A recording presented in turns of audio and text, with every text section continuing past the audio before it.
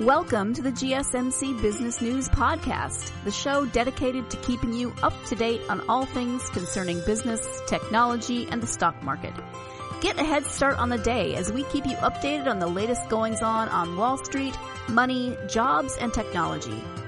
If you're looking for a podcast to keep you informed and ahead of the game in business, the GSMC Business News Podcast has you covered.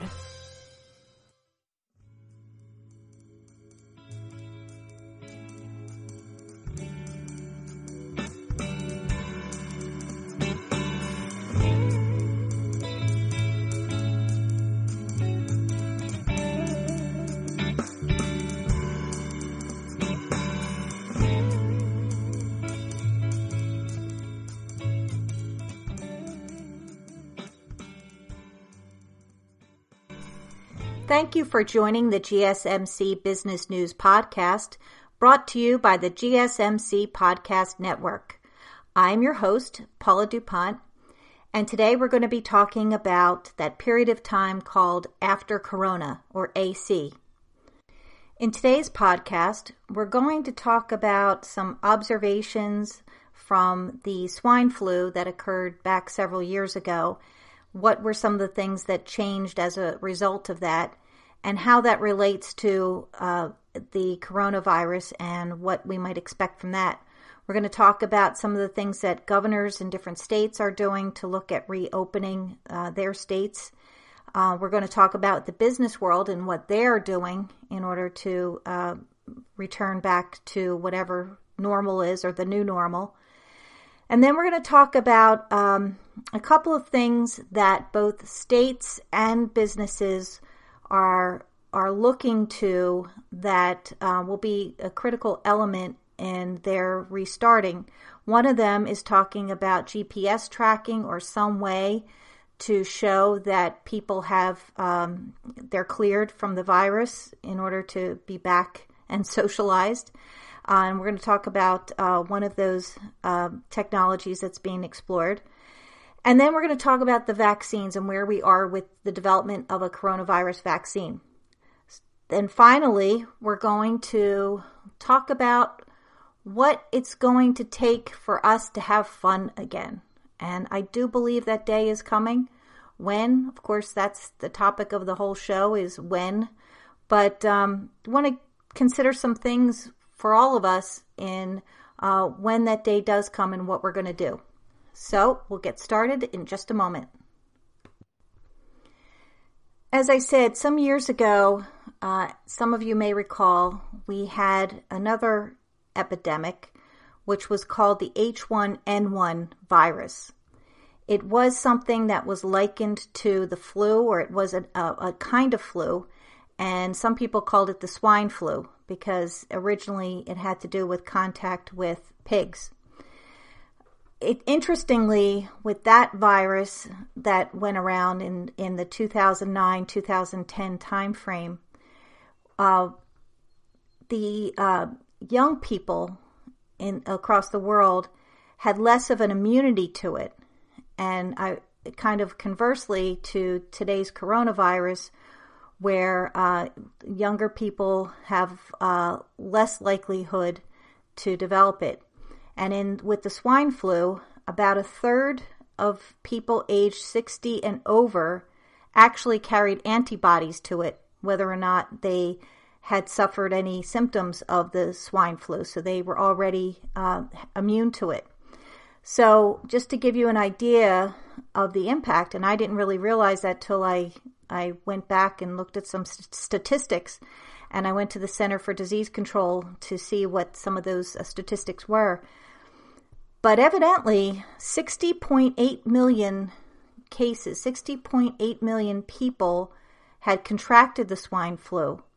And of that amount, about 12,500 people actually died from it.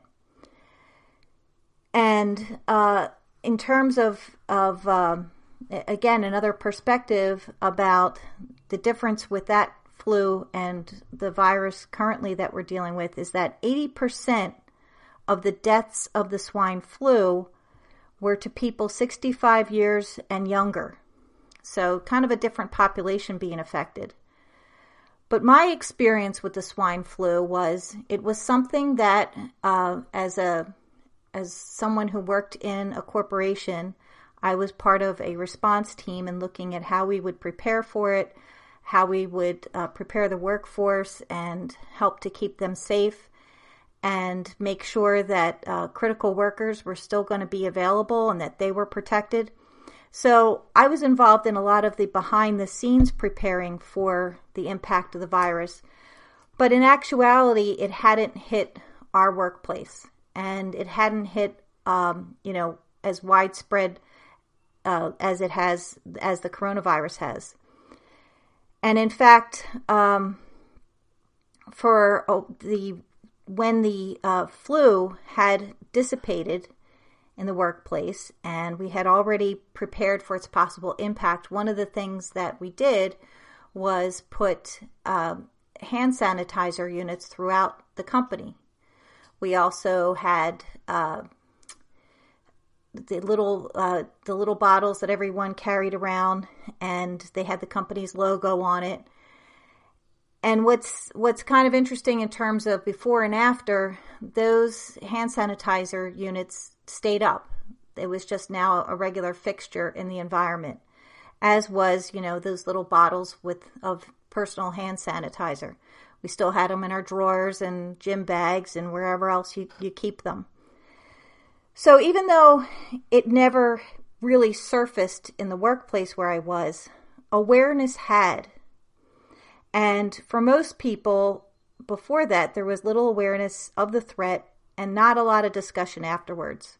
We didn't have the war stories or the people that we knew who had been impacted by it. Like today, we will probably have those stories to tell when this is over, whenever over is, that is. So in looking at where we were then afterwards and where we will be in the next couple of months, I think definitely the world perspective will now be divided by BC and AC.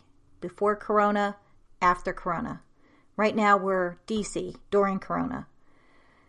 This has become the new defining moment in a world that was previously defined as post 9/11. So here are a couple of observations or thoughts that I have about that. I think that when employees first go back into the workplace, it will definitely be awkward. I imagine them looking like characters in a disaster movie or post-apocalyptic movie where they come out of hiding, they're moving slowly, afraid to touch anything. Their heads are low, but their eyes are looking up and they're really wide. And they're looking for danger as they move slowly. But then I think, after the first day or so, people will roll up their sleeves and they'll start getting to work. But the questions come out. What's changing? What changed in the workplace? How do I feel safe in this workplace? I think that after Corona, managers may rethink the crowded employee gatherings and events and town hall meetings that they have. They may even rethink the teaming rooms. Those are kind of a newer concept of rooms set up just for teams to work in. They might want to rethink that. Companies will need to define what the right physical distance is between employees. And I'm sure it's going to vary from one place to another. Human resources, they will be busy revising the playbook that considers future scenarios of protecting employees while at the same time protecting their privacy. And what about travel, business travel, and training for that matter, the things that would have employees leaving the office? Well, we've now seen the value of video conferencing. Of course, many businesses saw that value before, but it's really stepped up now with a lot more companies using it to take the place of what would be in-person meetings, whether they're across the country or locally. Now we have that opportunity. So these are just a couple of the considerations that I think will be considered for the workplace. Of course, there are many, many others when you consider all the different types of workplaces and businesses there are out there and things that I couldn't possibly cover all here. But we're going to talk a little bit more about that later in the podcast, about what some businesses are looking at in order to reopen, what they will look like going forward. So stay tuned.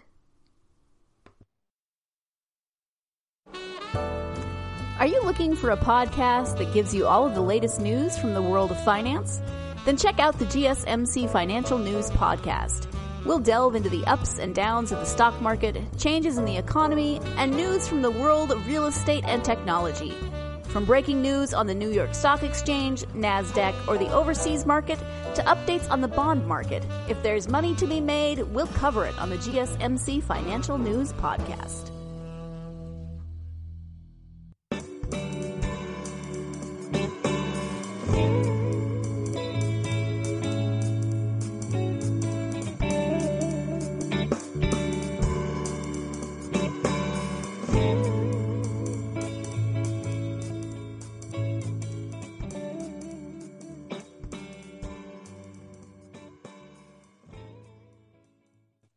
Okay, we're back. Now, according to figures from Johns Hopkins University, there are roughly about 572,000 confirmed cases of coronavirus in this country. That is as of, I believe, Monday morning's statistics. Last Friday, we hit a peak of over 35,000 new reported cases. The average number of new cases has steadily grown to about 31,000 a day.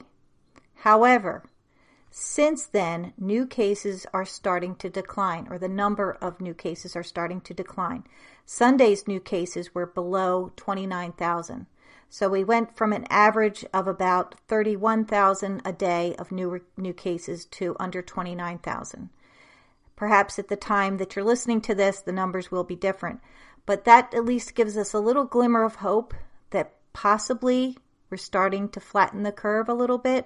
I think there's a recognition by many experts and hopeful business people and others who are hoping that this signals the beginning of the flattening of the curve. And of course, it's going to be a while before we're at the bottom of that curve and we're feeling safer and better about going back to life after Corona. Right now, there's a little bit of saber rattling between the federal government and the state governments about who calls it. Who decides when it's safe to reopen businesses and government offices and for people to start social activity again? Well, we won't get into whether or not it is the presidents or governors, the president or the governors who should be calling the shots.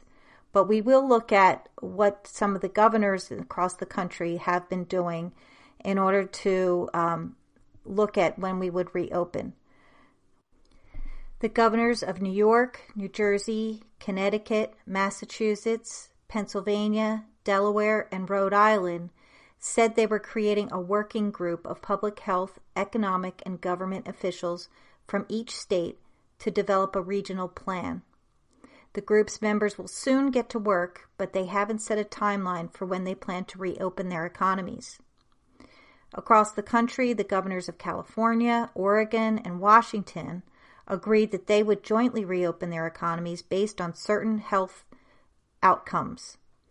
And that it does seem to be a resounding theme among many, both at the government level and also with businesses, as looking at the health outcomes and how we're going to measure that.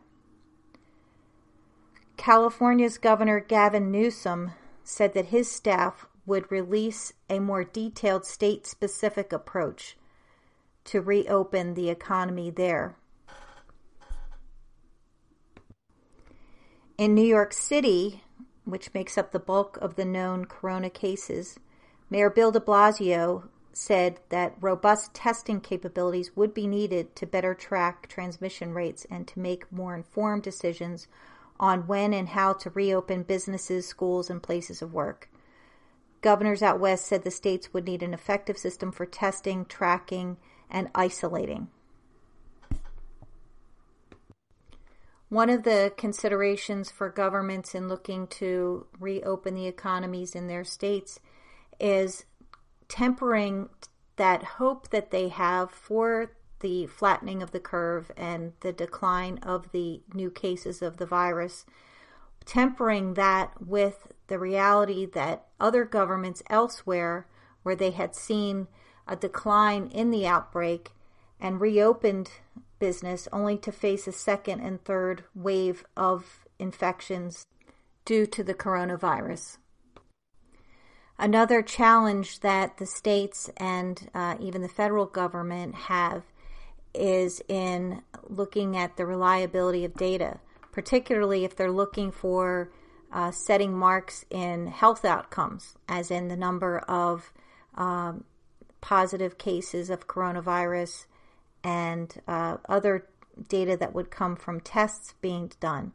One of the issues is there aren't enough tests, there aren't enough people being tested, so there isn't a really valid sense of just how much impact the coronavirus is having, because of course there are many out there who may be symptom-free and have not been tested. And so that is at issue, along with the fact that there are false negatives in testing, and there's also a difference in how numbers are reported about the testing. So that combination of factors about the reliability of the data does make it a little bit difficult to come up with one foundation for health outcomes.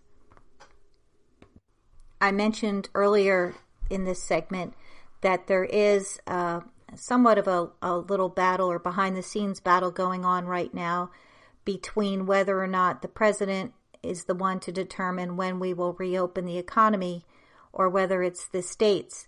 And so far, it's been the states that have had the authority to issue the stay-at-home orders and the mandates and to close schools, and they have been doing that. And at the same time, there have been calls for the federal government to order states that have not initiated a stay-at-home order to do so. And there has been some pushback on that because of the states versus federal role. So going forward, we know that both levels of government are working on this and are looking at this, with both being anxious to be able to restart the economy, get people back to work, get people back to spending, get people back to socializing. So we know that there has been that effort going on from both the president and the council that he's picking to inform when the right time is and how it's going to be done. I think most agree that it will be a phased approach, that it won't happen all at once, at least from a state level, that many of the loosening of the mandates to stay in place will come off gradually. And of course, businesses are going to be looking to the states and possibly also the president's orders to inform how they will return to business, both to protect the safety of their employees and their customers, and what measures that they're going to need to put in place to protect them going forward. So we're going to talk a little bit more in the next segment about what businesses are looking at in terms of preparing for coming back to work, what they're going to do to help people feel safe and comfortable and want to come to their establishments. So we're going to talk about that more in a moment after this commercial.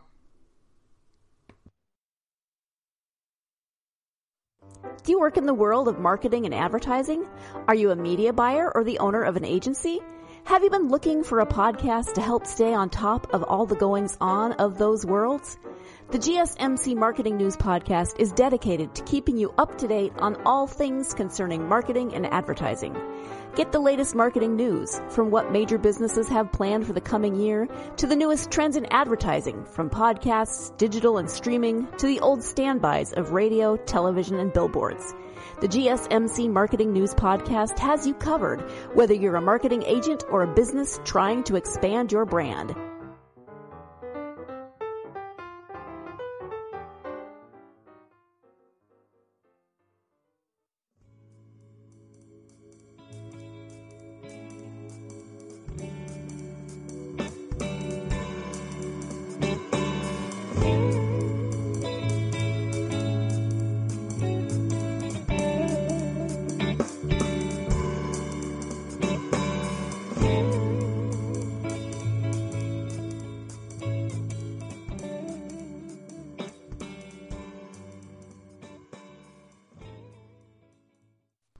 Okay, we're back. Companies are doing the same thing as governments are doing in assembling their experts and looking at best practices from elsewhere, particularly companies that have counterparts in China where they have reopened business. The Wall Street Journal took a look at a wide range of businesses and what they are doing. There are some common themes that are emerging that businesses are looking at, similarly to what the government's looking at. Things like having frequent temperature checks of employees to see if they may show signs of the coronavirus. Increased monitoring of employees in general, and customers for that matter. Potentially even blood tests to determine whether workers have And of course, a common theme heard by many is that we can't really expect for operations to return to normal until there is a vaccine that's widely available. So that is something we're going to talk a little bit more about later on in the podcast. Another common theme is that of capacity and companies defining what kind of proximity employees and customers and others will have with each other back when operations continue or business opens. And what we're seeing is that restaurants, movie theaters, other entertainment venues are already looking at limiting the capacity and in the number of people that they will allow in their establishment at any given time. And I think that's not only a safety measure that's being looked at, but also a confidence measure for the employees and for guests or members that would come into an establishment, giving them some sense of assuredness that they're not going to be among a lot of people. I guess the big question there is, what is that reasonable distance? What is the right amount of capacity for a venue?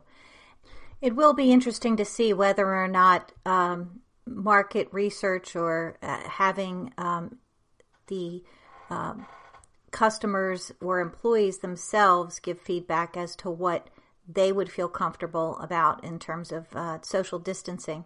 So we'll see how that evolves. Another factor that's coming into the fore is GPS tracking. I mean, right now we have smartphones and ways that we could be tracked. We could find out perhaps where there are hot spots where we might encounter coronavirus infection. Theoretically, that is. However, there are some efforts being made to look at that data, and we're going to talk about that in one of the upcoming segments. But right now, the U.S. federal government has yet to launch a national test and trace strategy, and that, of course, would be founded in using personal devices in some way to be able to track people and to track the virus. There's, of course, a lot of issues with whether or not the government should be doing that. However, that is something that businesses would probably find useful in helping to protect their employees and their customers. Many other countries are using some sort of GPS or tracking system. In Iceland, for example, 1/3 of the Icelandic population has already downloaded a new government-approved app that uses GPS to track users who can give contact tracing officials access to their data if they tested positive for the virus. China was able to come out of the lockdown thanks to its own tracking system and its way to find and quarantine the affected. Although this is something that likely wouldn't happen in our democracy because of the way in which they are able to enforce this type of use. Dozens of companies have notified the U.S. Food and Drug Administration that they are developing tests that indicate whether someone has had and is likely immune to the coronavirus, though some early efforts have hit roadblocks in other countries. As I mentioned before, temperature checking has factored into a number of companies' approaches to managing the coronavirus. Major airlines are discussing the feasibility of having passengers submit to temperature checks before boarding flights. Now again, they're just exploring that. It isn't yet clear whether airlines or airport security would shoulder that task. 2 weeks ago, American Airlines Group Incorporated began asking frequent flyers and top corporate customers what it might take to get them to be comfortable with flying again. Their answer, clean planes. Because of that, American Airlines has been disinfecting cabins more often, among other measures, and is making sure that customers do know that that's what they're doing. American is also looking at how it can limit contact in the boarding process and in the flight. Passengers might grab their own beverages and snacks as they board the plane through the bridge on short flights. When American asked their customers what they thought the time frame would be for when the crisis will abate and when they feel that things will be back to normal, and largely the response was that it would be between 3 and 6 months. Interestingly, about half of the customers that were surveyed said that they'd consider flying again about 6 weeks after the virus dissipates. Again, I guess that's the big question, is when can we say that the virus has dissipated? Still, I thought that sounded like a pretty good confidence factor there. Another industry, when you look at manufacturing, is taking a different approach to how it's going to be set up. Manufacturers have redrawn factory floor plans and implemented new processes such as staggering shift workers or asking employees to take turns eating lunch in their cars to avoid cafeteria crowding, practices that may become standard as more plants come back online. Tyson, which is the biggest U.S. meat company by sales, is actually installing walk-through temperature scanners at its plants across the country and sending home workers that show potential for COVID-19 symptoms. Toyota, which during the crisis has converted their manufacturing plants to produce personal protective equipment, is also testing protocols for on-site health screenings for workers, especially those who were involved in the medical supply production, and looking at how they can widen that approach once the company restarts auto manufacturing again. In a completely different industry of professional sports, Major League Baseball is actually exploring the idea of staging some form of a season by setting up a biodome or closed ecological system in the Phoenix, Arizona area. And then what they would do is sequester players in that area, and they would hold games at the Arizona Diamondbacks Chase Field in downtown Phoenix, and also at nearby spring training facilities and on fields at local universities. This is just one of the plans that they are considering, among others, and many that have been speculated about so far in order to salvage some form of the MLB season. Starbucks has been looking to its Chinese counterparts to see how they've gone about reopening their cafes. And 95% of the company's China stores are now open with limited hours and reduced seating. That is something that they're looking to do back here in the United States as well. And a similar approach is being looked at by other national chains like Texas Roadhouse, for instance, that's looking at staggered seating and reducing capacity. Well, it's time for another quick break. When we come back, we're going to talk about the new Apple and Google partnership and what they're doing in terms of looking to track coronavirus. Be back in a minute.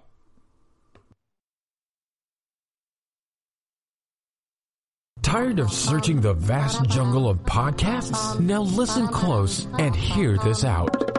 There's a podcast network that covers just about everything that you've been searching. Hey! The Golden State Media Concepts Podcast Network is here. Nothing less than a podcast bliss with endless hours of podcast coverage. From news, sports, music, fashion, cooking, entertainment, fantasy, football, and so much more. So stop lurking around and go straight out to the Golden State Media Concepts Podcast Network. Guaranteed to fill that podcast itch. Whatever it may be. Visit us at www.gsmcpodcast.com. Follow us on Facebook and Twitter, and download us on iTunes, SoundCloud, and Google Play.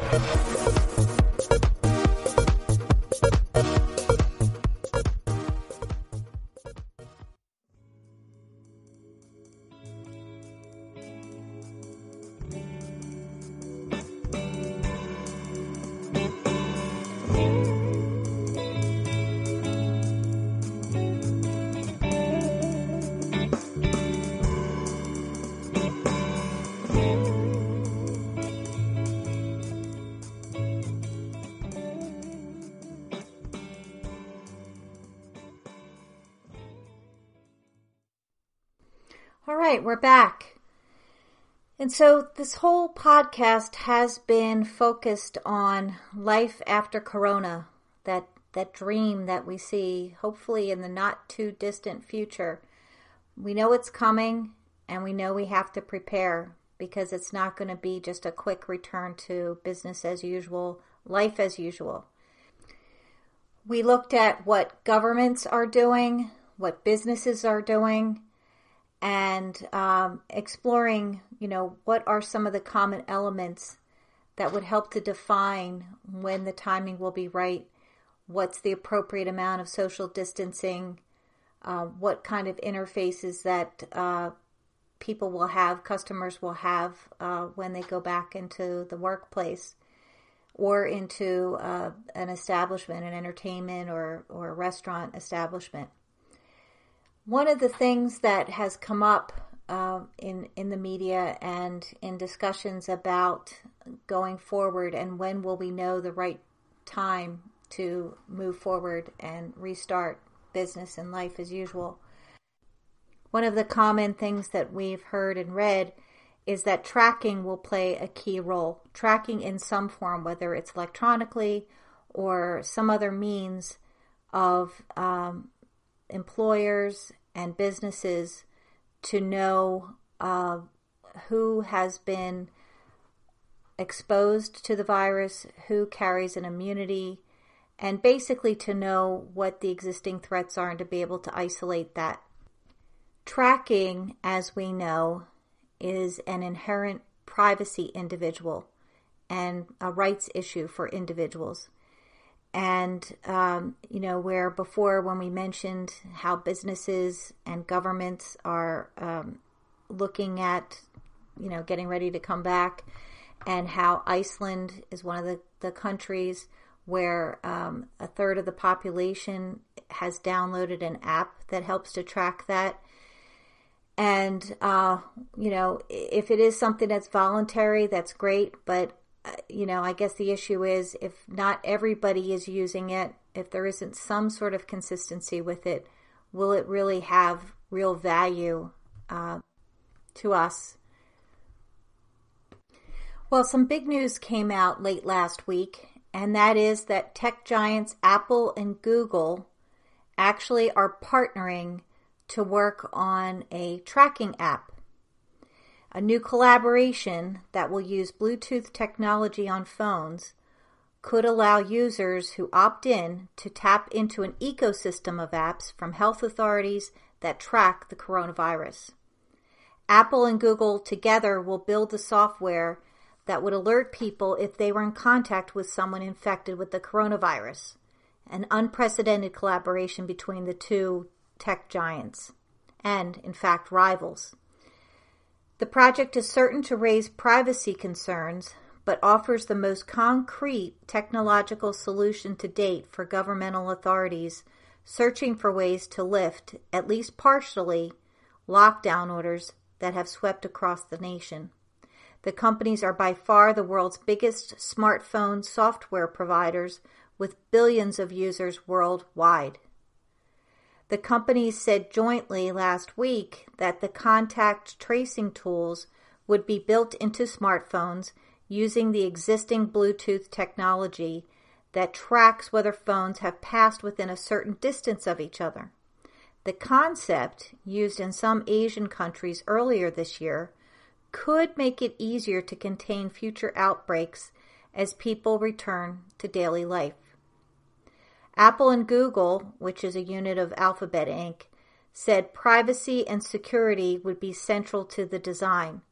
The company said they would openly publish information about their work, making it available for researchers to analyze. The first versions of the software will be available next month. The Bluetooth that it actually uses is Bluetooth Low Energy, or Bluetooth LE, which is a radio technology, and it is the core of the system. It is a low-powered alternative to standard Bluetooth technology and has a focus on shorter bursts of connectivity that use less power than a traditional constantly transmitting Bluetooth connection. In something that I read recently, it said a good illustration of the difference is in how Apple's AirPods work. A short burst Bluetooth LE connection is used to prompt the initial connect and pairing of the headphones before switching over to regular Bluetooth for streaming the music you want to listen to. The choice for Bluetooth LE for the contact tracing system is interesting for a couple of reasons. On the surface, there's a lot about Bluetooth LE that makes it ideal for this sort of application because it's supported by nearly every single smartphone on the market, but also that it is very flexible in its specifications, one that works with extremely low power levels so as not to impact battery life. Bluetooth LE, its proximity profile, is the core technology that Bluetooth relies on for device locating and tracking purposes.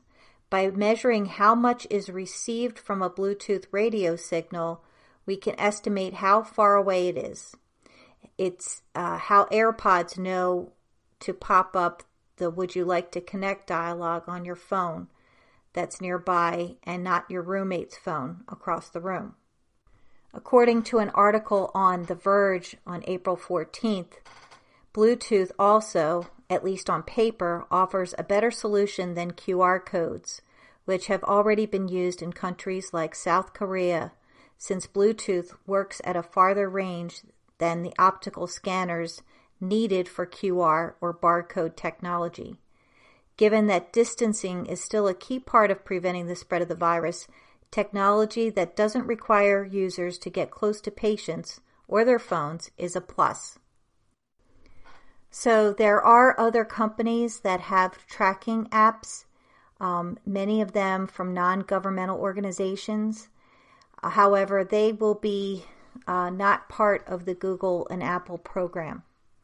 A Google spokesperson said that the tracking data should be restricted to organizations that are legally allowed to practice public health. This spokesperson also said that third-party apps have struggled to do much good because they can't bridge device types or operating systems. Of course, the virus recognizes no such barriers, so the third-party apps fail to track a large enough pool of people to prevent the disease from moving through a population. So, very interesting new technology that's being looked at, and we'll see whether or not it's going to become a critical player in this and in economies reopening. So we're going to take another quick break, and when we come back, we're going to talk about yet another facet of this whole equation of coming back to work, and that is the vaccine development. So more on that in just a moment. Are you tired of the same old news? Are you sick of the seemingly endless political spin and negativity? The GSMC America's Still Beautiful podcast is a weekly news podcast covering all the top positive and uplifting news stories. We cover stories that will inspire, uplift, and remind you of the good in the world. Tune into the Golden State Media Concepts America's Still Beautiful podcast to get all the great and positive news stories of today. Download the GSMC America's Still Beautiful podcast on iTunes, Stitcher, SoundCloud, Google Play, or anywhere you find podcasts. Just type GSMC in the search bar.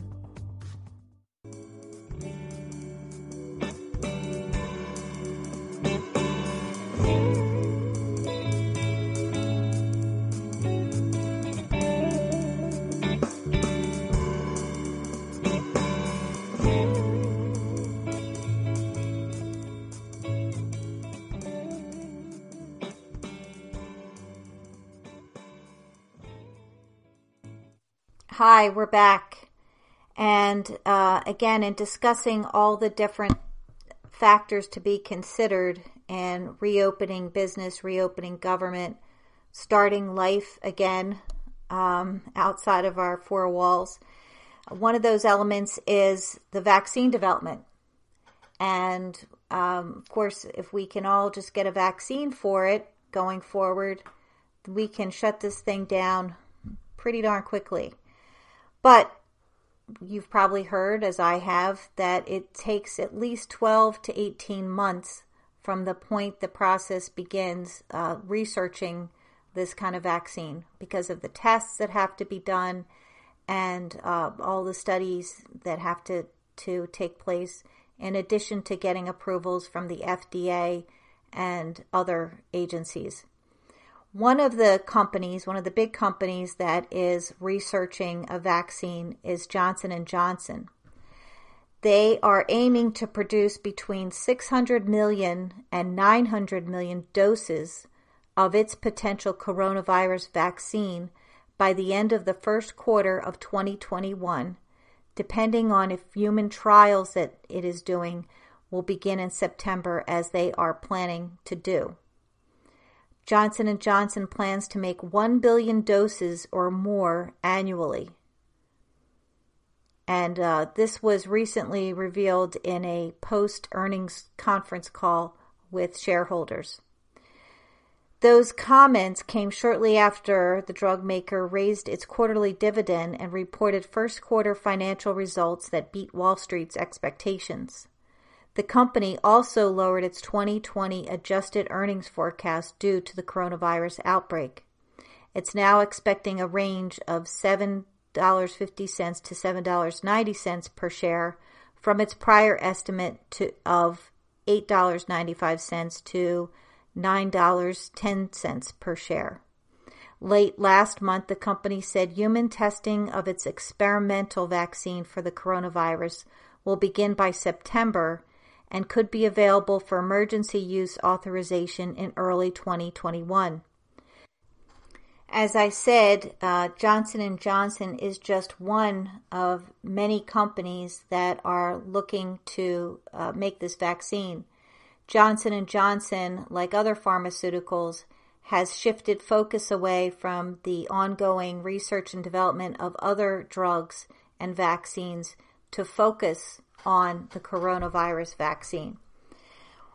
There are estimated to be 70 vaccines in development around the world, and 3 of them are in human trials right now. And that is, of course, one of the essential steps in being able to make the vaccine widely available is a series of human trials, which, of course, comes after a lot of other trials and tests that need to be done before that. In this country, the FDA, the Food and Drug Administration, and the National Institutes of Health are both authorities that have very strict rules around releasing new drugs and vaccines. However, in this time, because of the urgency and need for these vaccines, they are said to be really cutting the red tape for approvals in order to expedite getting this out to the population. of course, the key standards for safety are being upheld, but, what would normally take years in development, we know that we can't wait that long. In fact, even first quarter 2021 sounds a little late in the game too, but I think that's the best that can be expected at this point. Recently, 60 Minutes did a program where they talked to leaders from the company Moderna, which is a biotech company in the Boston area, and they are one of the vaccine developers, or they are working on one. Theirs uses a different approach than, I guess, how other vaccines are being designed or how they would regularly be designed. Moderna has not ever produced a vaccine before, so this is kind of a first. But still, they expect that they will be in human trials by the end of the year. And at the same time, while they're working as fast as they possibly can to do this, within the regulations and guidelines that they're supposed to work, they are already looking at how they can ramp up to be able to produce this in mass quantities should it prove effective. So that's just, another company that's involved in this. As I said, there are at least 70 altogether that are working on this vaccine. So hopefully one of them will get it soon. Another development that's been in the news regarding the vaccine, and I guess shouldn't be maybe buried here because it could end up being more of an issue than we like to think, but in India, one of the countries that's more recently been impacted by the coronavirus, they're actually reporting a mutation strain with the coronavirus there. Now, this mutation could mean that current vaccine development will not be as impactful because, of course, you're talking about, a whole new approach to it because of this strain. So it's just something that we're going to have to keep an eye on and hopefully won't defeat all the efforts that have been made so far. And one other thing about the development of the vaccines, and don't be mad at me for bringing this up. This is something that seems to happen from time to time. We have conspiracy theories about vaccines and about the coronavirus. I'm sure I'm not the first to talk about that. But in fact, there was an article recently that talked about how there are some anti-vaxxers that are claiming that the coronavirus was developed in a lab somewhere in order to pressure people to accept vaccines and to have widespread vaccines, that this is somehow aimed at the anti-vaxxers and an attempt to make vaccines more acceptable. Some of those who think that the coronavirus is a conspiracy to push vaccines on the rest of us, they've been using social media to talk about it. Some who believe that the coronavirus is a conspiracy have latched on to an idea that went out, that circulated years ago, about how the measles, mumps, rubella shots, vaccines, actually caused autism. And there was a report that was posted on the internet about that, and it got a lot of people stirred up and created this whole movement. Actually, it may not have created the movement. There probably were anti-vaxxers before that, but certainly many latched on to that as one of the reasons why they feel they shouldn't have to get a vaccine. That report, by the way, has been taken down and is no longer supported by those who put it out there in the first place. So, I guess another little well, maybe not so little obstacle that there could be in getting the vaccine out once it is available, and making sure that it's available to everyone. And it's a kind of thing where if only a few get it, it's not really going to be effective. The whole effectiveness is based on it being widely used so that we're all protected, much the same way we are with any vaccine for any other illness, as it protects society as well as the individual. So that's as close as I'll get to politicizing about that. So anyway, we're going to take another commercial break, and when we come back, I promise we're going to have something a little lighter to talk about. I mean, it's still related to this whole thing about when we reopen business and society to get back out in it. But this time we're going to talk about it in terms of fun. You remember that particular F word. If you don't, we're going to talk about it and we're going to get you there. All right, so we'll be back in a minute.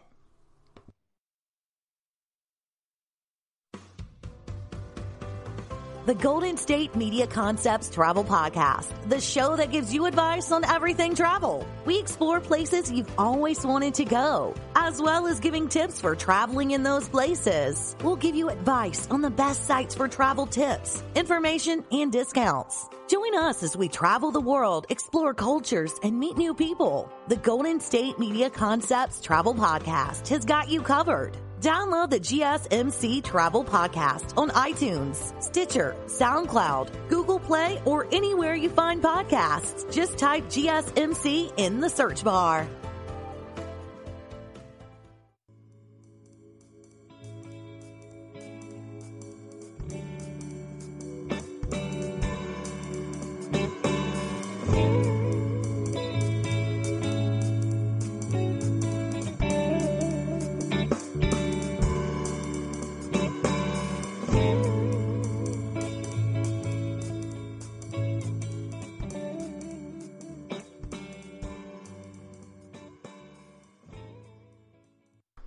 Hi, we're back.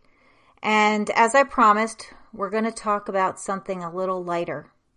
So my question to you is, and we're going to do a live poll right now, is, so when will we have fun again? So what is the first thing you want to do when you're able to leave the house and socialize? So I want you to use your keypad, your keyboard, and I want you to choose from the following multiple choice answers. A, the gym. B, a restaurant. C, the movies. D, the mall or stores. Or E, you're going to pay an unfriendly visit to the person who's been posting those Corona themes on Facebook every 10 minutes and the very lame TikTok videos. I mean, they are really getting out of hand. So I'm just going to wait for a second for your results. Okay,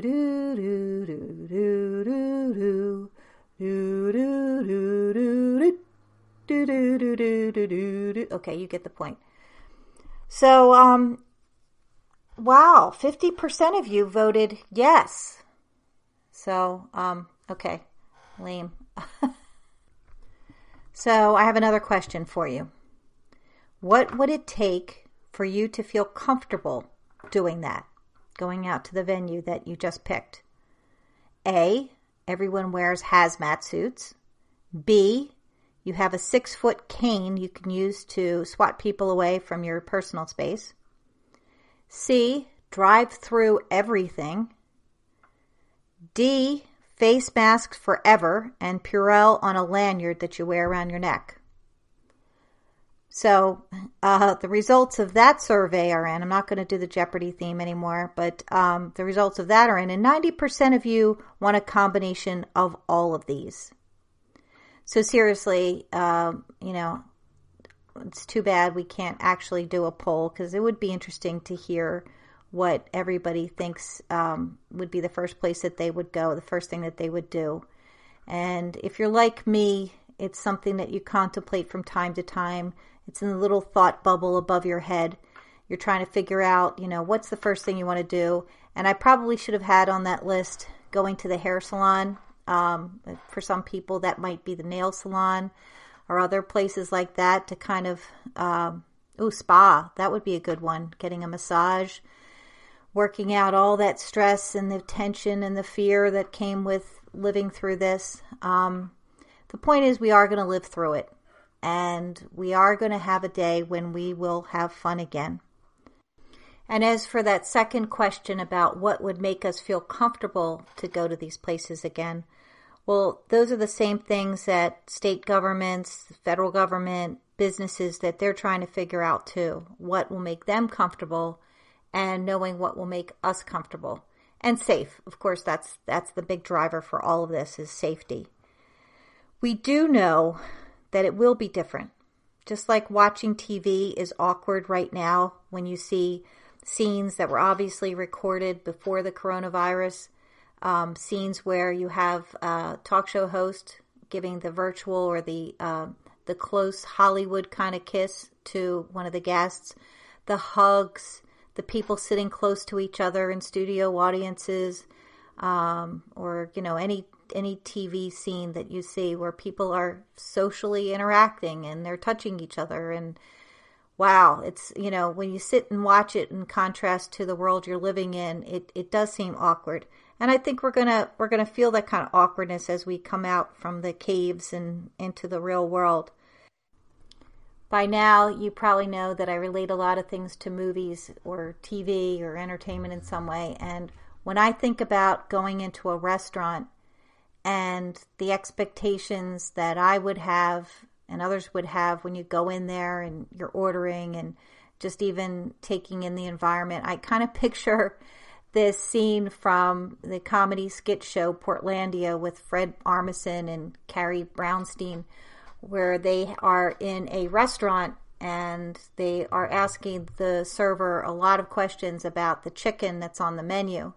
And they want to know, where it's from. Not only that it's cage-free, but, what farm did it come from? How was it treated? And the skit goes on with them actually going back to the farm where the chicken came from because they wanted to know the family. They wanted to know the background.